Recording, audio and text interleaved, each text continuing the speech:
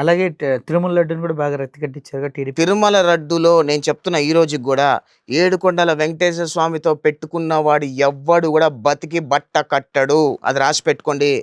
ఆ రోజు సిట్టు నివేదిక కూడా డైరెక్ట్గా ఇచ్చింది. అసలు దానిలో నెయ్యే లేదు, అసలుకి పాలతో తయారైన నెయ్యి కాదంటే జగన్మోహన్ రెడ్డి ఏమంటాడు, ఆవుకు బాగాలేనప్పుడు వచ్చే పాలతో వచ్చి ఉంటే కనుక అది అది కల్తీ ఉంటుంది కదా, దాన్ని కూడా పట్టుకొని ఇంత రాజకీయం చేస్తున్నారు ఎందుకు అని అంటాడు. మనం ఫ్రాంక్గా మాట్లాడుకుందాం సార్. బి ప్రొఫెషనల్ మీరు కాబట్టి ఒక ముఖ్యమంత్రి హోదాలో ఉండి ఎటువంటి టెస్టులు చేయకుండా ఏదైతే కల్తీ నెయ్యి అన్నారో దాన్ని ల్యాబ్కు పంపించకుండా ఒక పార్టీ మీటింగ్లో సింపుల్గా ఎలా చెప్పగలిగారు చంద్రబాబు నాయుడు గారు? అప్పటికే ఇన్ఫర్మేషన్ చంద్రబాబు నాయుడు గారికి ఏ ఇన్ఫర్మేషన్ ఉంది సార్? అంటే లోపల ఓకే ఇన్ఫర్మేషన్ ఏముంది సార్? అంటే ఉండొచ్చేమో.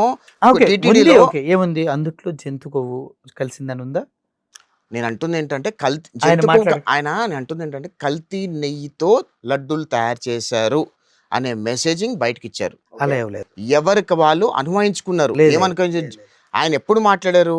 సిట్టు నివేదిక వచ్చిన తర్వాత చంద్రబాబు నాయుడు గారు దీనిలో జంతువు కొవ్వు ఉంది అని ఉంటారు అని నేను అనుకుంటున్నా.